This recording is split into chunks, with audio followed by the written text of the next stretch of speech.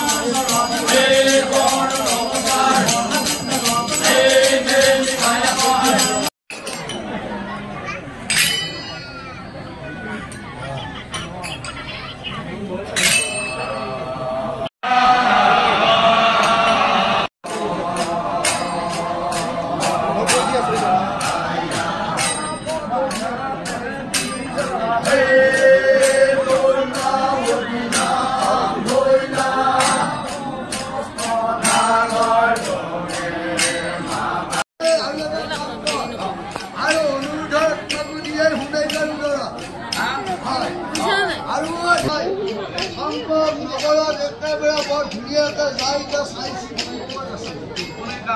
ক'ত আছে চাইছে চাই ধুনীয়াকৈ ৰক্ষাত ৰাখি লৈ সেই ৰাজসভাৰ ভিতৰত ধুনীয়াকৈ নামিছি যাব নামি উঠি কি কৈছে